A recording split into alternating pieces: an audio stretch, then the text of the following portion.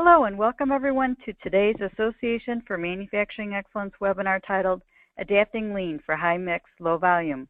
I'm Jerry Strohmeyer, the Education and Training Program Coordinator for AME, and I will be your moderator. Today's presenter is Greg Lane, founder of the Low Volume Lean Center. Greg began his lean journey 27 years ago while working for Toyota. He was one of 12 selected for a year of specialized training in Japan in preparation to return and train others within Toyota's North American operations. Later, he utilized his specialized Toyota training to purchase and transform a high-mix, low-volume manufacturing company. His experience in helping implement continuous improvement has resulted in supporting and coaching organizations in 32 countries. He has worked in diverse industries and service sectors supporting bottom-line improvements in the complex environments of make-to-order, job shops, engineer-to-order, and service-to-order. He has published 3 mainstream books and co-authored another. He is a faculty member of the Lean Enterprise Institutes in the USA and Spain and a lecturer of postgraduate studies at University Polytechnic Barcelona. Before we start, just a couple of housekeeping items. You will be in listen-only mode throughout the webinar. You will see that you are muted on your attendee panel on the right side of your screen. If you have questions during the webinar, please type them into your question area in the attendee panel and click on Submit. We'll review the questions at the end of today's presentation and answer as many as we can. When you log off today, please check your email inbox, and it will be an invitation and link to fill out a short webinar attendee survey. Please take a few minutes to complete the survey today, as your feedback is very important to us to improve future webinars. Greg has also graciously agreed to provide a PDF of today's presentation. We will be sending that along with a recorded link for a webinar replay to each of you next week. Now I am pleased to introduce Greg Lane, who will present Adapting Lean for High Mix, Low Volume. Take it away, Greg. Thank you, Jerry, and good morning, everyone, if you're West Coast, which I am, or good afternoon if you're on that fast time out in the East Coast. I'm hoping this year to do some things a little different I've done in the past. I've gone a little higher level and not done any kind of deep dives into any tools, lean tools in this seminar. But let me go through a little background on myself and my lean journey, and then talk about where I'd like to focus our 40 minutes or so today. Because again, I want to keep as much time for questions. So I was working for Toyota and selected to become what they called a key person back in 1991, and that's really where my lean journey got centered. I spent a year in Japan being trained by Toyota to come back and train others, and it was somewhere kind of between training and brainwashing on the Toyota system. But I came back and worked in some of the North American plants training on what was known back then as the Toyota production system. And when I learned it from Toyota, I learned very much it as a production system. And I would say even in the early 90s, probably Toyota wasn't aware of how much of a difference it was in a leadership system, is what I'd call it now. And I think most of you on the line that are well into your lean journey have probably realized that to quite a degree. And although today we'll focus a little more at a tool level and operational level, we'll kind of go into a disclaimer here in a minute of the importance of the system itself and the leadership system. So I also worked as an internal change agent for companies like General Motors over in Europe, for Delphi Automotive, so I spent some time in the automotive industry after. Probably what got me to starting to speak to you today was in the late 90s, I purchased a small job shop basically in Silicon Valley, and we were building parts, tight tolerance parts, metals and plastics for the semiconductor equipment industry. So basically for the machines that etch the computer chips, and that was quite a dynamic environment, quite a competitive environment. And I really learned to adapt the principles. I had to go back a lot to the lean principles and think about the principle and how it came into the job shop. Because until that point, all my experience had been in high volume, a lot of automotive type experience, so it was a bit of the square peg in the round hole. But again, I'll share some thoughts on that with you today. So since that point, I've been specializing a lot with high mix, low volume, done some publishing in that area, and most of the work I do tends to be around that. And as the introduction had said, I work with the Lean Enterprise Institute as a faculty member, which helps keep me at least kind of at the forefront of Lean and helps continue my learning. So today, again, kind of a bit of a disclaimer, which no one wants to hear at the beginning, but we'll focus basically on manufacturing. What I've learned, having done a couple of these webinars and understood the type of audience we have, we tend to want to cater to manufacturing as that's the majority of the audience. The webinar is going to focus around tools, maybe a little higher level tools. Last year as I did a bit of a deeper dive. The problem with the deep dive on an item is it might fit very well for some of you, but not others. But as we know, 60% or more process improvements are really not sustained. I've written a book a couple years ago, and I did a lot of research on where people feel their sustainment is, and the numbers are quite depressing actually. But I think most of you that are listening probably are aware of that in your Lean journey. A couple key factors I'd say is one, very often I find organizations weak at linking their Lean journey and why they're doing parts of their Lean journey back to a good solid strategy deployment or Hoshin Kanri for those of you who are like the Japanese vernacular there. But I think that is a key point that a lot of times we're out there and we're putting in Lean leadership behaviors, we're putting in Lean tools, maybe in the office, on the shop floor, but we haven't linked those and we don't correlate through our different levels of visuals how that's linked to the strategy. So I think that's one reason we don't sustain. The other big reason, and I'm not going to touch on today, but this is where I currently spend most of my time working with organizations, is really creating the Lean behaviors that we should have in place. So the Lean behaviors and structure is where a lot of the focus has been, I'd say, since 2000. People like Jim Womack out of the Lean Enterprise Institute will refer to it as we've kind of moved out of the tools era and realized this. And, some of that reflects around things like our leader standardized work, and I would summarize leader standardized work in a couple sub-elements. Those would include structured Gemba walks, reflection meetings based around visuals, and reflection meetings linking to process performance as well as process adherence. I'll try to touch back on what I mean by that later on. How we respond to problems, how kind of the informal and-on works in most organizations, and also one-on-one development as part of our role as Lean leaders, or a great part of our role is really people development. The other thing I think most organizations struggle with is what I'll call visual process adherence. Many are putting standard work in place with a misconception of understanding standardized work versus job instruction training. And those are two separate items, two separate things needed. Toyota had them both, but standardized work is fundamentally to verify and check process adherence, and is not a training document. But a lot of times companies are putting that in as what I'll call industrial wallpaper, and don't build the structure around to use process adherence as part of their problem-solving process, and also part of their regular Gemba walks and checks.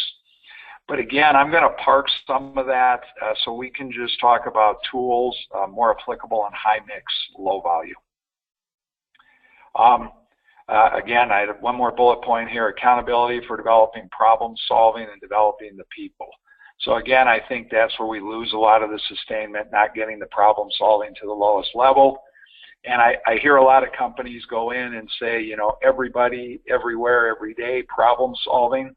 I don't find that always to be practical to ultimately get to. A lot of operators, team members have daily tasks where they can't walk out of a daily task to problem solve every day when they come to a problem, and I don't think that's a realistic expectation.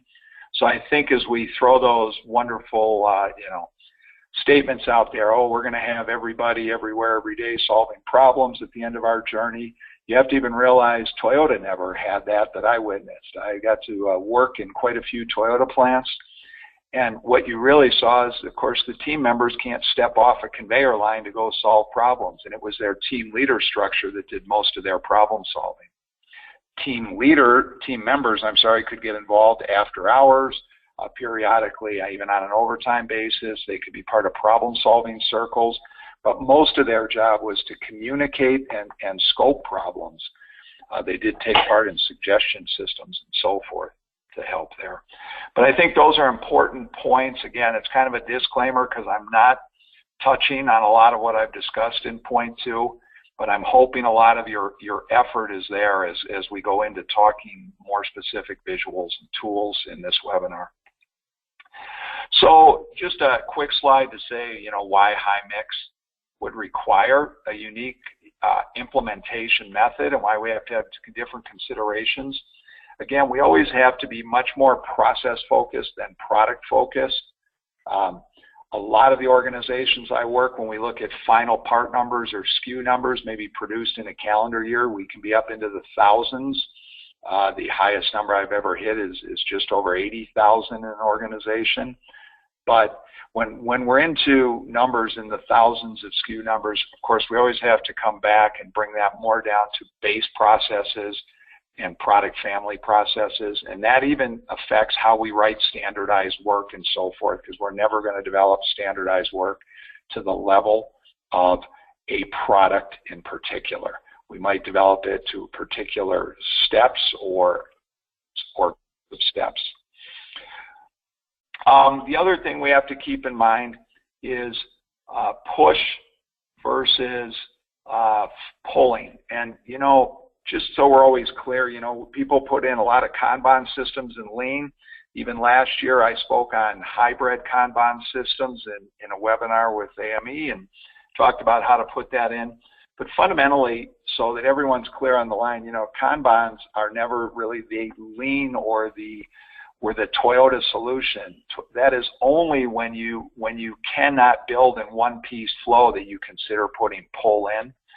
And in a lot of your businesses, you already have somewhat of an advantage because what you're essentially wanting to do is push an order in all the way up front through your office processes, through sales, purchasing, engineering, planning, and so forth, and you want to keep it flowing. So in some ways, your business, in an easier way, goes to a flow model. It's just we have more reasons the flow stops. But remember, we want to push the order in and keep it flowing. And the job of us change agents, those of you on the phone, is to be following that flow always. And when it stops for any reason is to understand those reasons and then prioritize the reduction of those reasons.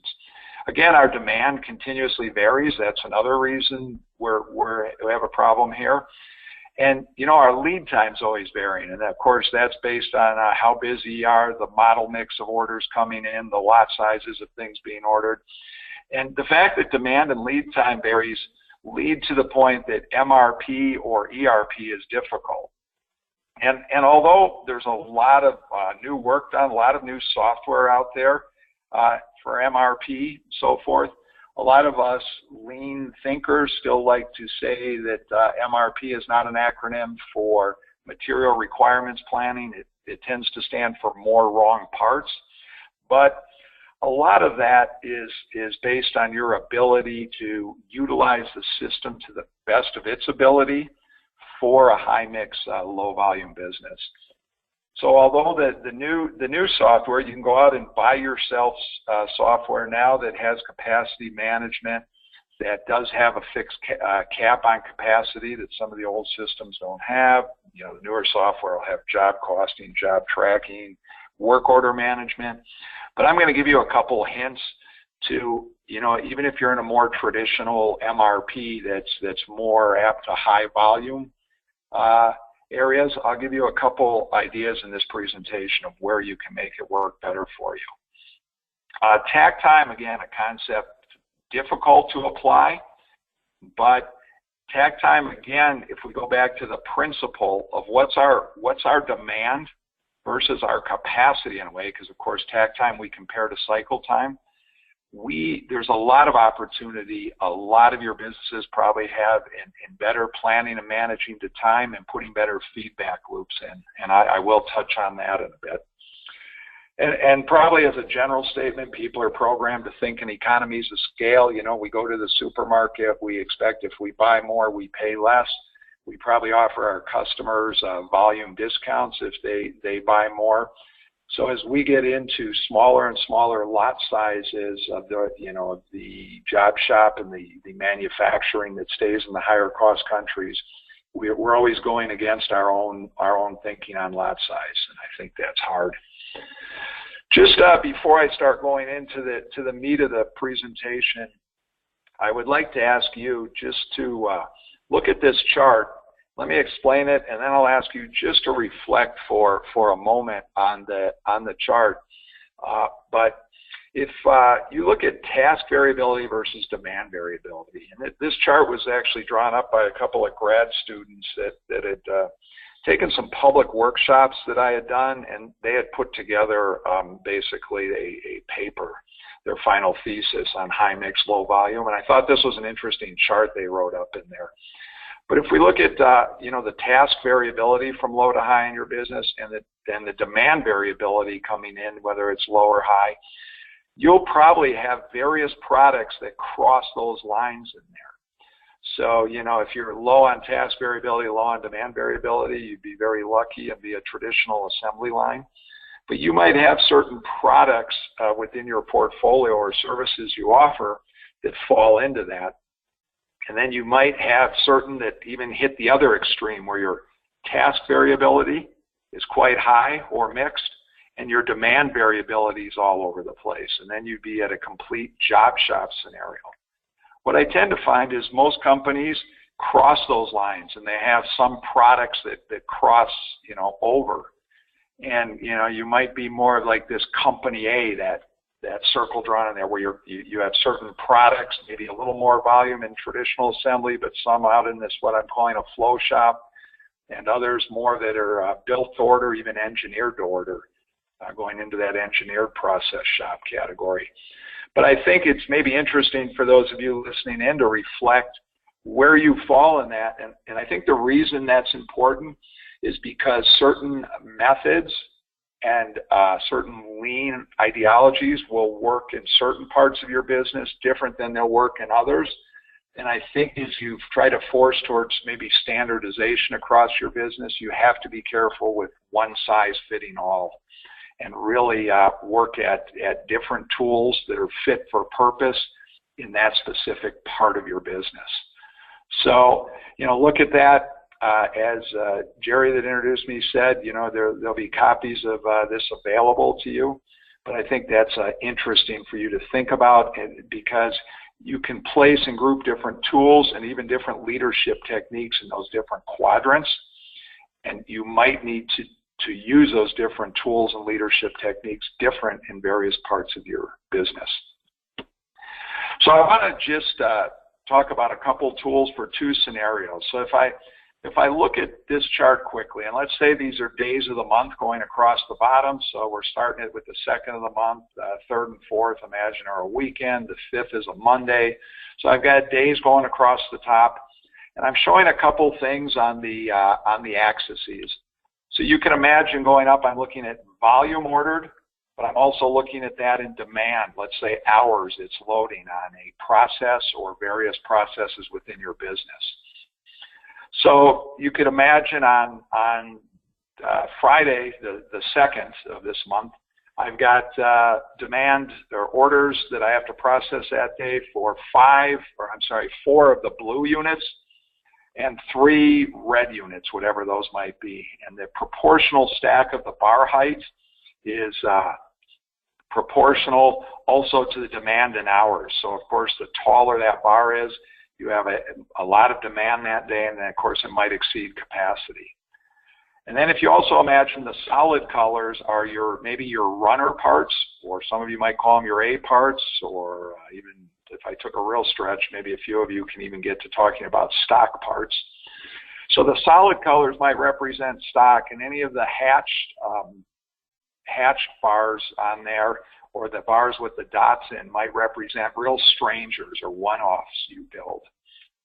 So if you imagine that's your month in a nutshell, you know, my demand's all over the place, and basically capacity is a little harder to move. So we can almost imagine capacity is fixed. Now, although you can maybe work overtime, move some people around, you have a harder time moving capacity.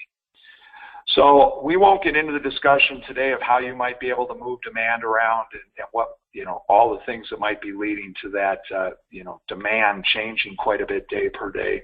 But if we assume we have to live with that, in the perfect lean world, we would be able to adapt. I'm sorry here, seem to be having a problem here. There I go. The line that just popped in, this line going up and down, that if we could adapt our capacity more or less like that, that would be the perfect world. So the first couple ideas I want to give you are making sure you're getting your capacity as flexible as possible. And I'm going to just show you some high-level thoughts on that. And then we'll come back a little and just talk about if I can't move my capacity. But, you know, we're always talking about capacity as being a little less flexible than it might be. So let's explore just 3 different thoughts on that. So one is, and I very strongly believe in this, we need to, you know, always be doing more cross-training. And what I really believe is every organization doesn't believe they have the time for it. But when I walk out through companies, made-to-order, job shops, engineered-to-order type companies, I really see that there is capacity there. It's we don't plan and understand it well enough. And we have a lot of employees, when they see their work slowing down, they're slowing down. So by having ideally a visual cross-training matrix, and I first want to talk about that just showing the current state as a tool, I think you can then lead to a future state plan and use this to motivate people. So this is a snippet of an existing cross-training matrix in fundamentally a machining shop that's broken into a couple of zones: primary machining, secondary machining, and of course the columns coming down in this are very specific tasks. Here they're grouped kind of by colors and type of machinery and so forth, but those are specific tasks, are the columns going down related to work tasks. This is of course not an HR type matrix or a training matrix or a forklift certification matrix. And then the rows going across are people. They're, in this case, broken down by teams, and then they're using a 4-quadrant system to kind of show maybe level 1 if people have had some primary training but cannot do the job by themselves. Level 2 might be they can do the job by themselves but would not be able to train. Level 3 might be they're competent enough to do the job and they've gone through job instruction training and could train the others more or less off what I would say is the TWI, training within industry type method. So they've been trained to train the trainer, might be level 3. And level 4 might be the expert that you would even allow to affect the standard work because they would understand the upstream, downstream flow. But anyways, if you have that picture in front of you, I think you can go to adding some other items in here that really drive this behavior, because I know most of you sitting out there are thinking we struggle with time to cross-train, we don't have the plans always out there, but I think what you tend to have is you have more time available than you think, but it's in little snippets. It's hidden here and there during the day. And the minute we're not utilizing our people's ability to the best of their capacity, they tend to slow down and fill the day. And if we can plan better, we can find that time. But also, we might be able to motivate people if we always have a couple training points identified for them. So if I look at this next chart, this is just another way to show the previous chart.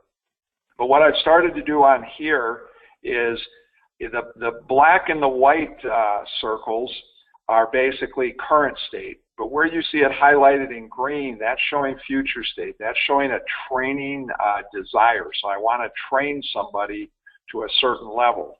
So in this case, I want to train Alfred, get him to a level 2 for understanding of tolerancing and so forth for that task. So I think somebody like Alfred, if he's a bit of a go-getter, and I think 80% of people would like to be developed. Now, I know this opens up a can of worms depending whether you pay for ability and so forth, and I understand some of you sitting out there think, yeah, we can't put this up publicly because that would cause all types of controversy. It's great if your organization can get to the maturity level of having this up publicly. Some companies will put it up publicly, take the names off of it, but that opens up some other issues. You might have to keep it in a book or just have a supervisor, group leader type access to it. But fundamentally, I would challenge you leaders and managers out there to say, if you haven't identified for each person the next task they could train on, and you don't have that communicated to them as part of their people development skills, you almost have to think, shame on us as a leadership system. So I think you really want to have that up there. Where are we currently? And then, of course, as a leader, you're looking down the columns. You are managing by columns, because any column I have where I don't have enough trained people in, like this column, if you can see my cursor moving, you know, I'm not going to sleep well at night because I don't have enough people cross-trained there. So obviously I need a plan. The operators would obviously be more concerned looking across their row, and then they might be, you know, self-preservation, thinking, hey, I know more than somebody else. I'm not getting paid more, and I understand that opens up all those issues. But again, just reflect on it yourself. If you don't have that next task for somebody to train on, first, they're not going to be motivated when their work slows down to get out there and try to go over and get that training. And a lot of this training can be done somewhat informally. If I know what I want to be tasked on and my work slows down, it might be so that the people are mature enough to go over and find the person doing that task and start to get training and train in those little bits and openings instead of making the training so formal that it has to be done at a certain time. So I'd reflect on that. The other thing this chart's doing a little bit is up at the top here, where I have the green, red, and yellow, it's trying to say, for that particular task, do I have any job instruction training? Is the procedure documented at all? And of course, a lot of us are very lacking there. We train off the top of our head, or by what I'd refer to as tribal knowledge. Of course, as the next person gets trained, that is the time to start that documentation. So anyone's likely going to take some notes to try to remember how to do things. So again, if we know we have no documentation there and we identify somebody to be trained there, we might also ask them to begin to collect that documentation. So I think that's one other activity this chart can drive. And the other item would be, you know, do you have standard work? Because standard work is a job adherence tool that is in addition to the job instruction training. So there's really should be 2 written documents for each of these according to lean thinking. But anyways, think of where you are on there, and let's move to another item. One of the other items in your business to think about in terms of creating that flexibility is within any job, including all of your jobs as leaders that are listening on the phone, is there are more skilled tasks and less skilled tasks you do every day. So what we can do is also divide jobs into those skill sets that are easier to train on and take more time to train on. And as we overload an area, we can offset and hand off the less skilled work. Let me give you a quick, easy example.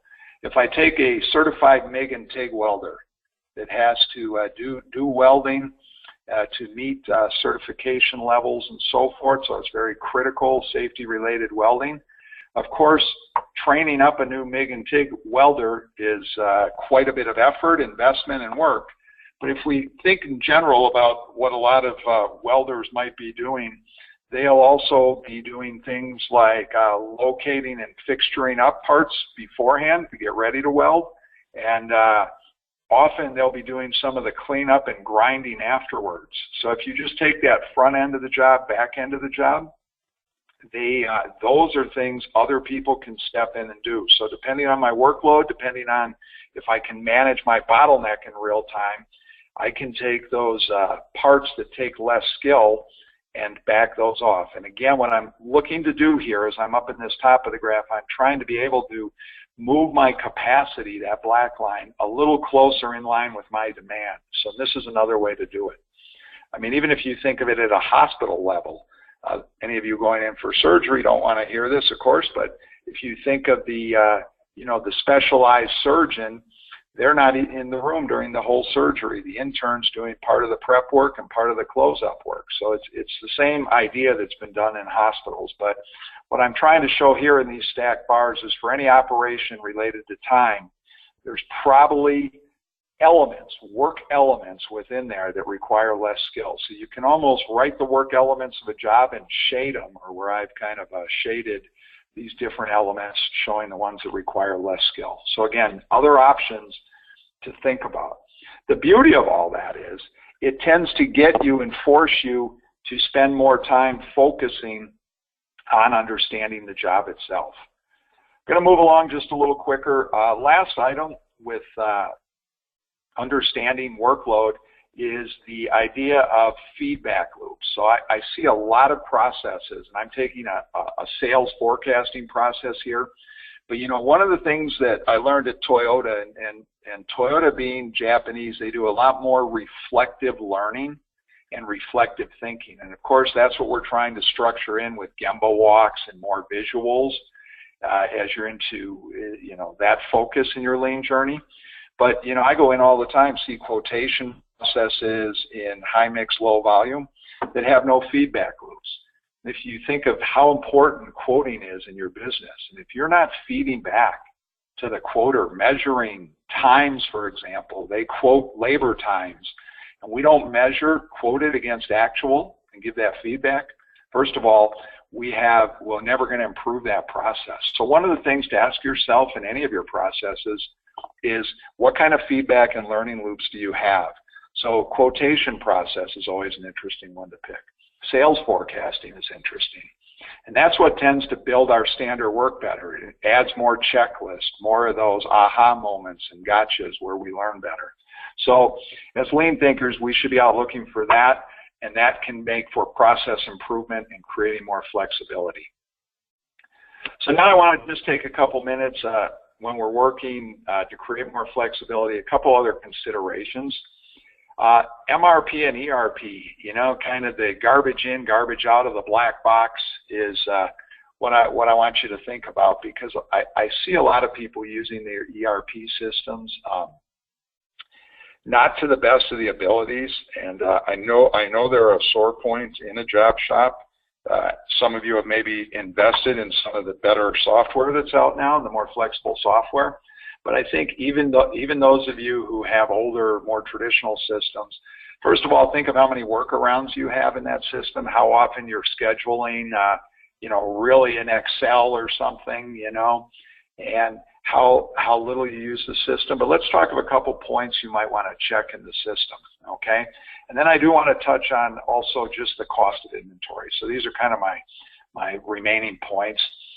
So if we take MRP, Material Requirements Planning Tool, I think we all know what it stands for. And then there's, of course, most of us are working in an ERP system now, which is more enhanced for the human resources. But a couple items to think, users, when we set up the system, is usually when we start putting the garbage in. Usually when we start to set up part numbers in there, and especially those of us who have thousands of different part numbers or final assembly numbers, we have a lot more to set up in the system. One thing is we wanted to take into account human behavior, that people will typically build in extra time. to the system. So when they're setting up their lead times, their process times, their changeover times, basically the systems default to the constant lead time, or what I mean by that is whatever input you put into the system is the best information it has. And since lead time is constantly changing your businesses, it makes these systems tougher to use. And naturally, it would be the best way to plan if your forecasts were always accurate. And I imagine most of you are sitting out there listening thinking your forecasts aren't that accurate. Again, I go back and just say, how well do you feed back into the people doing the forecasting system? How's your reflection loop? But putting that aside, forecasts are always going to have inaccuracy. But you know, the basis for the planning in MRP, if we just pick on that, works on our times and our routings. Start to think of how robust your system is, how rigorous it is, to continuously update those times. How often do you check is how I do against my plan time and update the system? I can tell you in my own job shop, we quoted every job from the beginning. We had about 60% of those jobs repeat. We never knew which ones or when. But what we did is our quote sheet always went out with our jobs the first time we built them. And we showed on there what we quoted. Say for operation 1, it would show what we quoted setup time in and what we quoted run time in. And we would have the operators record the actual and then whether or not they had any problems. And if they didn't have operational problems and there were a big difference, we would adjust those times in the system. So our system constantly got updated. Therefore, it worked as a planning tool. So think about that for a minute. So one of the things I do with companies periodically is we clarify a couple different parameters. One that's interesting to start with, more from a vendor management or supply chain logistic sort of issue, is minimum order size and the lead time that's in the system. So you can do this from a supplier point of view. You can also do it for your work in process as you move your WIP along. But this is a chart, and the interesting columns here are to start to look at in the system, what's your current minimum order size versus maybe what's the reality of that? So your system is planning around whatever variable's in for the current minimum order size, and then what's your current lead time in days? So first of all, is the system accurate is the first question you want to ask. And then you maybe want to work and say, can I reduce either of those numbers? Can I start making it in a smaller order size? Maybe because I've done some changeover time improvements in my own processes. Possibly my vendors be able to bring it in a smaller lot without any cost penalties. And also, is my lead time accurate and can I improve my lead time? And this is just a chart of working through an organization with those issues, where they're tracking for specific part numbers, where they are on their current minimum order size that's in the system, and what they can revise it down to. So this is just a working sheet of people working through it and making their comments in there. Another thing to maybe check with your MRP parameters and make a similar spreadsheet is comparing your task times or your elemental times you have in there to the actual times. And what I mean by that is a lot of times the units might be tenths of an hour and depending what system you're working in, but somewhere in your system for in-house manufactured parts, you'll generally be putting in units for your setup time and probably run time of each component. And again, those units might not be in minutes as I'm showing here. But again, who owns updating that? How up to date are those parts? How have you set up the system to make that a monstrous task or not? How have you simplified it? And how accurate is it? Because again, obviously you can't use your MRP or ERP system to plan if you're not keeping those times up to date. And then of course that has all kinds of fall down factors with your costing models and your cost roll-ups and so forth. But again, before you blame the system, sometimes we have to think of the users of the system. So jumping off of that, I do want to just touch on if you are putting in inventory in your systems to deal with lead time problems, either from a supplier or you're building some work in process in your system, maybe because of changeover times and so forth. One of the other things I would caution you to have is to understand a cost for inventory.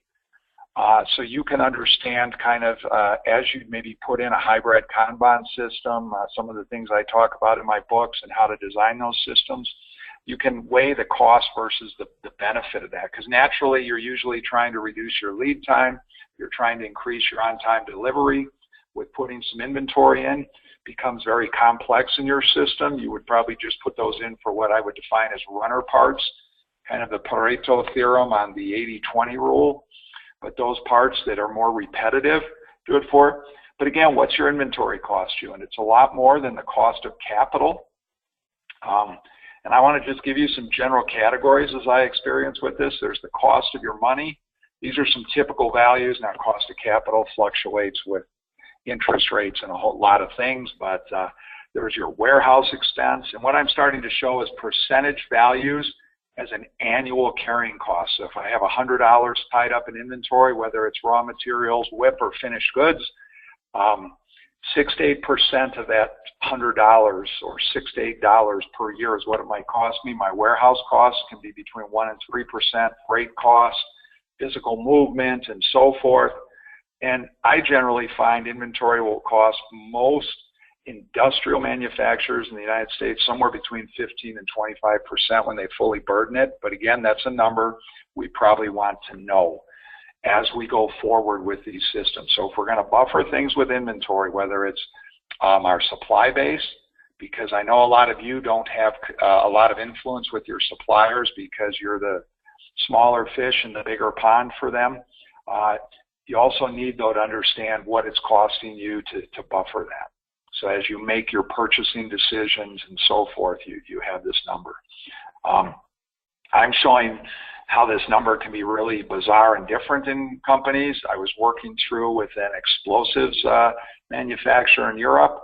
They were paying extremely high costs for their money due to some financial issues they were having, but their warehousing costs and their physical movement costs are very high. So this is very dynamic with your type of business. You can imagine storing explosives and moving explosives. These happen to be civil explosives, but is much more costly than transporting some of your goods.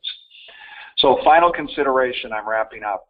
You know, you have to focus a lot on your indirect processes in your businesses. Because of the lead time issues, a lot of your lead time I'm trying to show in this diagram. So if we imagine that those boxes are proportional to the time going through your business horizontally, they're proportional to time.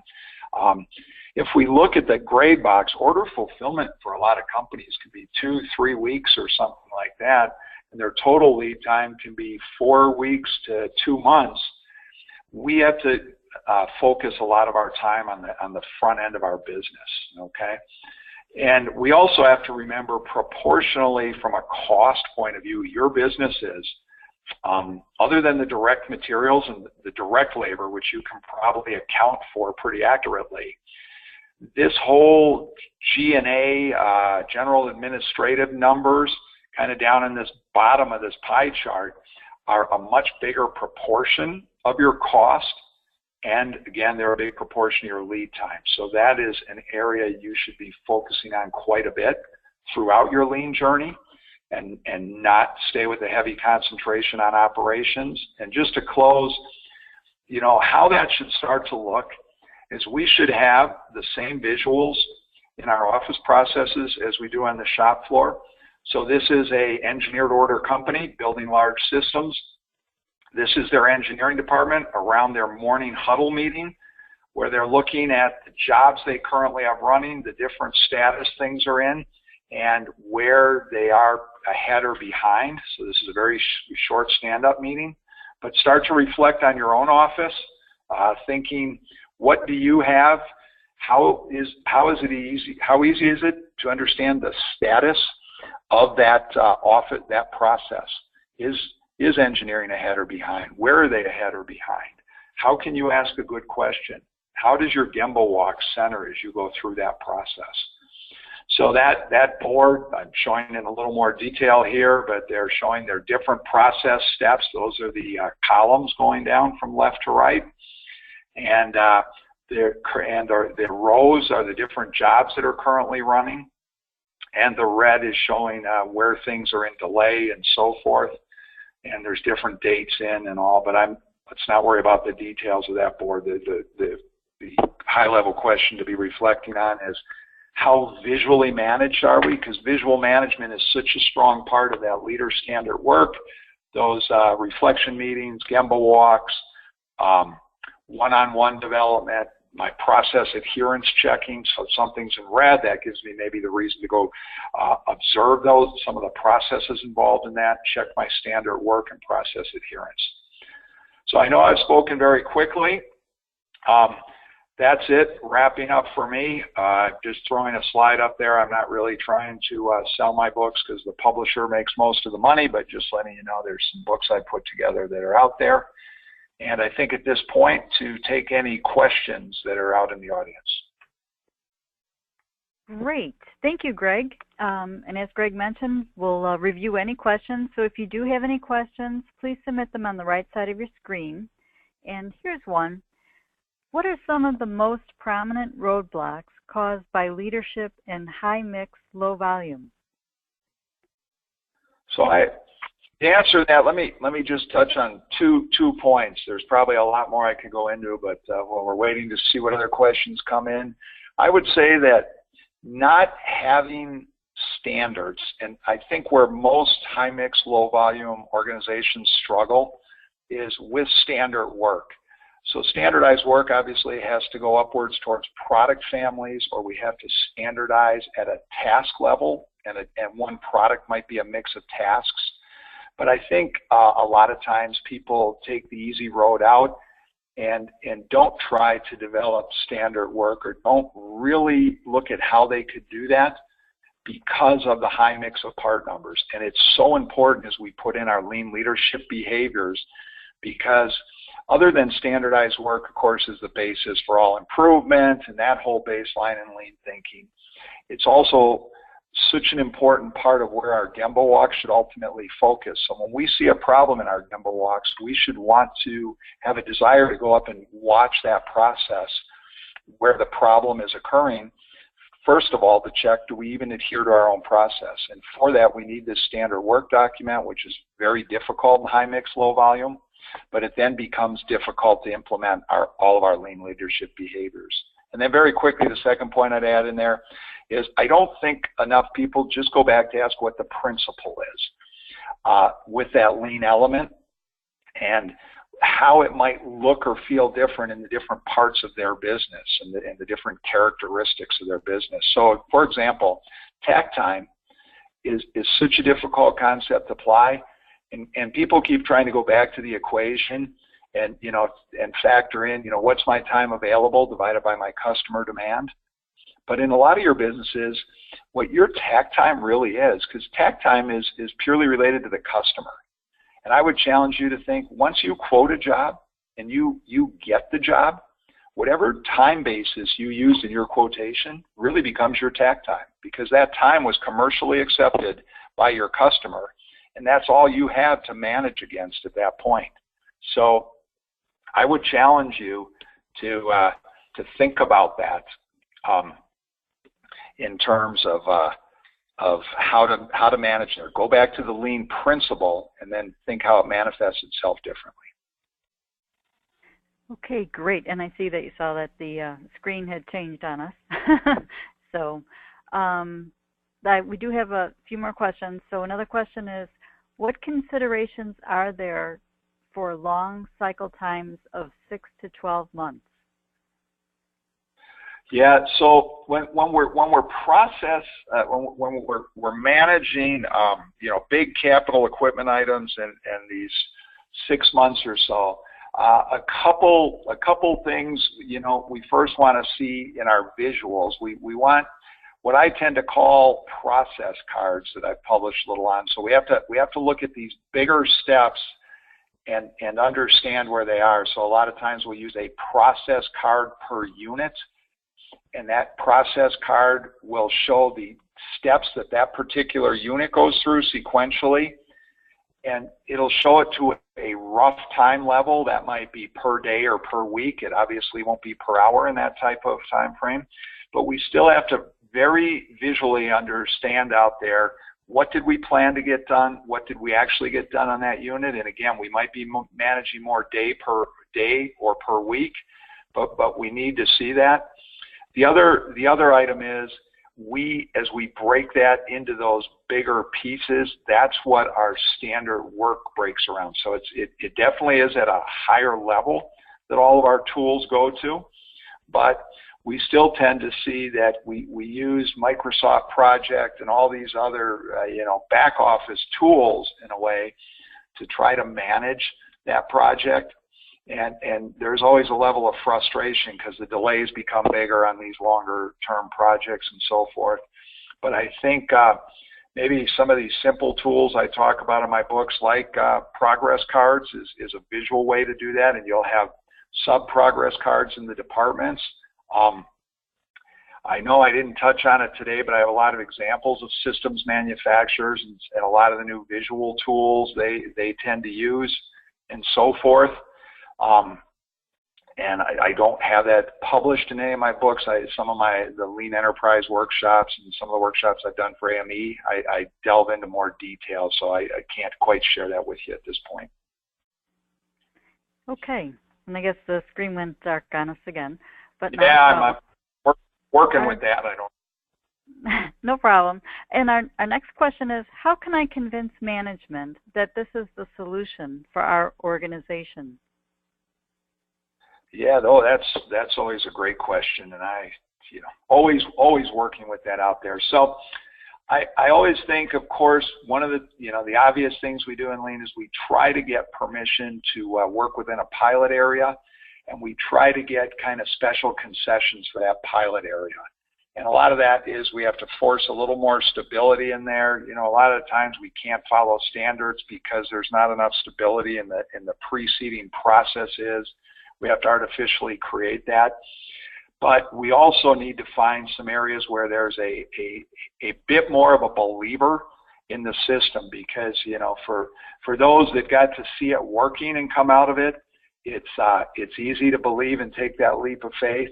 For convincing management, we almost have to gather the evidence. There's not a lot of high mix, low volume. There's different companies that have had success in different points, but there's not great examples that build a really similar product to take most businesses to, that they can see it.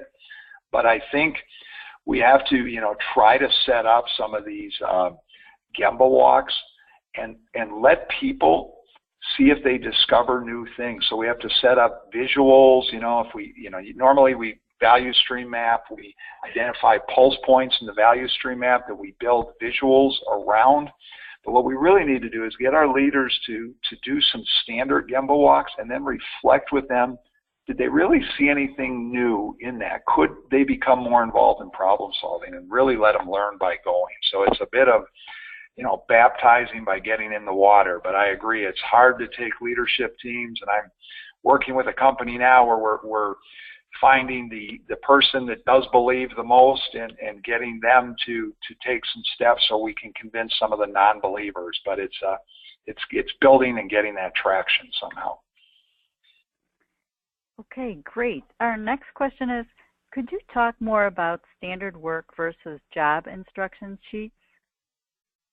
Okay, so standardized work, and again, it's too bad I have slides to cover all these, but I won't be able to get to them quick enough, but let me talk through it. So they both basically serve a different purpose. So Lean and Toyota basically followed a successful U.S. government program, and I know there's some snickering out there. Maybe it was the U.S. government's last successful program, but back in the early 40s during World War II, they created what was called training within industry, when they realized they were going to have a lot of new people coming into the workforce, especially into the defense plants, where they had a lot of men off at war. And those of you who aren't familiar with training within industry, I would Google it, and you'll find that the U.S. government learned how to train people to train others. And they use things like job breakdown sheets, which are very important because it covers the why you're doing things. So a lot of the training I see goes wrong right at the beginning, because even if the person knows the job well, Doesn't mean they can train. It doesn't mean they're going to communicate for each element why it's important. So the training within industry is really the lean standard for how you should train and how you should document. So I would send you to Google that, and you'll find there's kind of a 4-step approach, and you can find some job breakdown sheets. So as I work with organizations, we make job breakdown sheets as the main training sheet, but you'll be able to find all that online. That is different because that's very detailed. Job breakdown sheets for a job, you might have 20 pages for a very detailed job.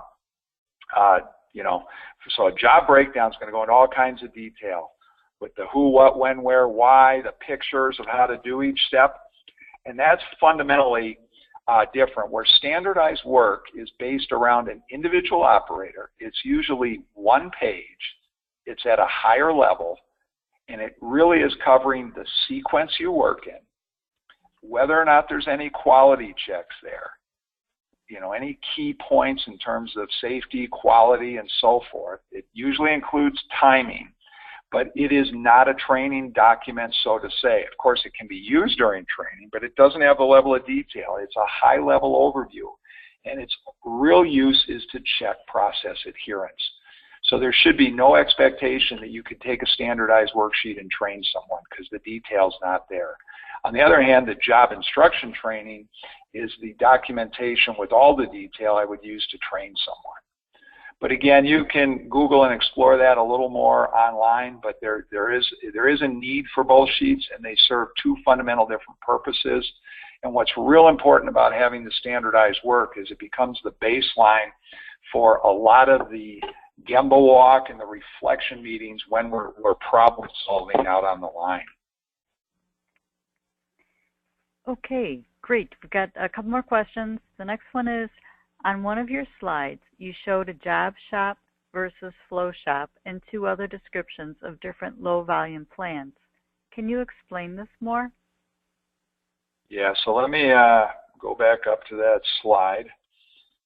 Again, this isn't exactly my slide. This is an interpretation of some grad students doing it, and their wording might not fit perfectly. But, if your task variability is low, meaning your tasks are somewhat repetitive.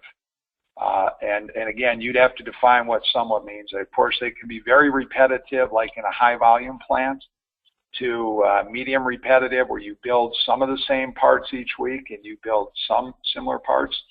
But also you can have tasks that, even though the part number changes all the time, the task is relatively the same or completely different. Usually if you're building engineered products that are engineered each time for an order, those are the products that tend to have a lot more development work in, so the tasks to manufacture and build those products tend to be very much different in each time, so their task variability is very high. And of course, those are areas where it's harder to have standard work, as we just talked about, and so forth. And then the other axis, of course, you're looking on is the demand variability. And that means, do I have any kind of stable, kind of week-to-week demands? And again, that'll break down your runner parts. You might have a couple parts that are more stable. You might tend to see them sometimes weekly. And you'll have other parts you never know if they'll repeat. If you have a lot more of those stranger parts, the ones you don't know if they repeat, you'll be in the high demand variability. And that would be more of your job shop. So, you basically, what I would say helps tell me where to put a company there is when we do what's called the ABC analysis, and we break things into runners, repeaters, strangers.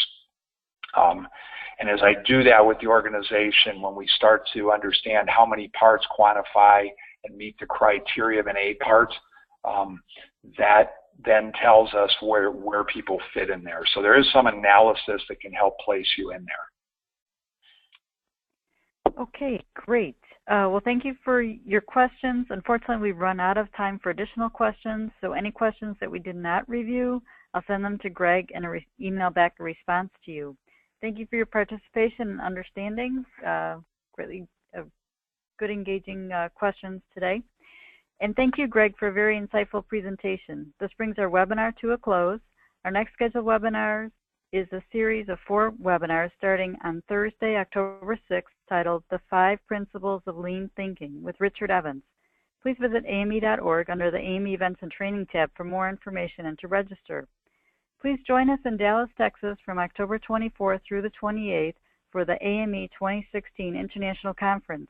Visit AME.org/Dallas for more information and to register. Please don't forget to fill out the short survey that will be in your inbox. And thank you everyone for attending and have a productive day. Thank you.